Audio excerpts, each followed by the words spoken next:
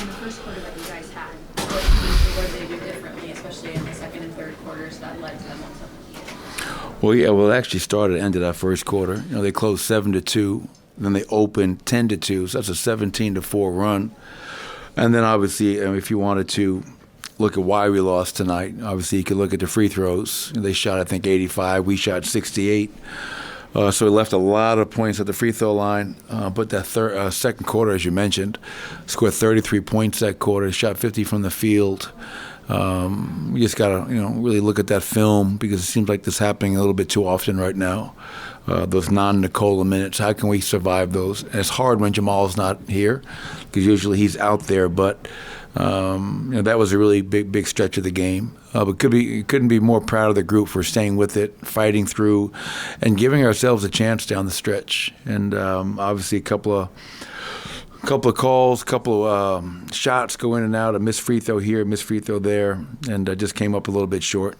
Did you check in with Aaron Gordon at all? He's taken a couple of really tough falls and then fell on that drive, that potential scoring opportunity. Yeah, I was just talking with Michael to make sure he was all right. I got thrown out on that play. I thought Michael was fouled up high and down low on that three-point attempt.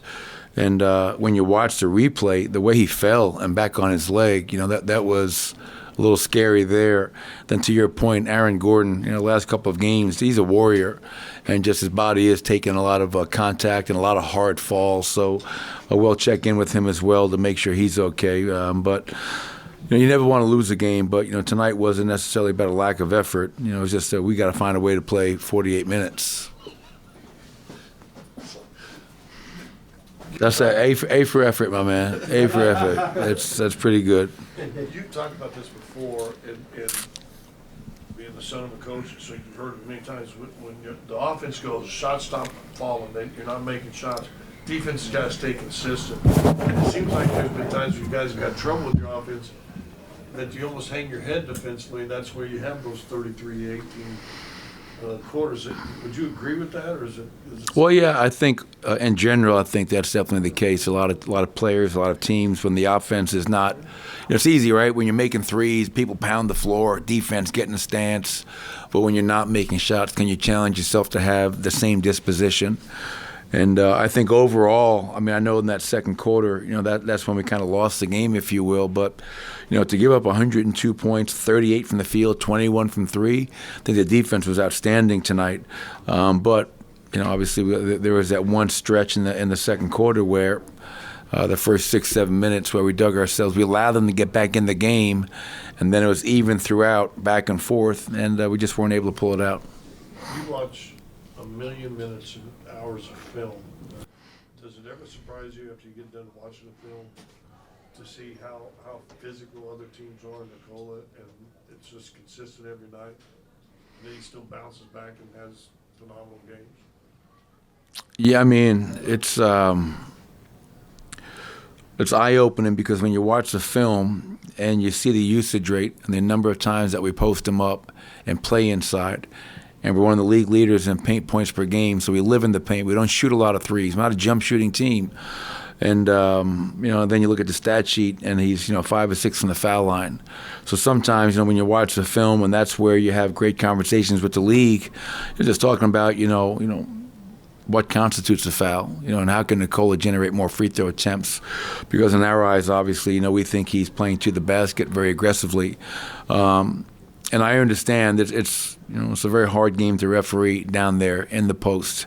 A lot of contact, and you just got to adjust to the whistle on a game-to-game basis. But Nikola is truly a marvel in terms of every night he knows he's going to get beat up. He knows he's going to get hit, and that's just the nature of being down there.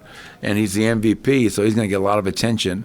And the fact that he continues to go right back down there, never avoiding it, speaks to his toughness and his understanding that that's what we need from him. But yeah, Nikola is just he's never going to shy away from it, and you got to love that about him. And I know this will probably get solved when Jamal gets back, but what have you liked about Christian Braun with the starters and kind of sliding in, not necessarily the backup point guard position because so much is run through Joker?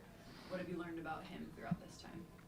Well, he's another kid that is just tough as nails. That's the one thing I love about CB is that You can get caught up in stats sometimes and analytics, but for me, sometimes it's like, I'm going to play guys like we always say KYP.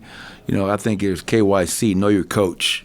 And he's a tough kid. He's not going to back down. He's gonna. If he makes a mistake, it's going to be an aggressive mistake. And he's done a really admirable job with Jamal being out, 7 points, 8 rebounds, 3 assists, 1 steal. And you trust him out there.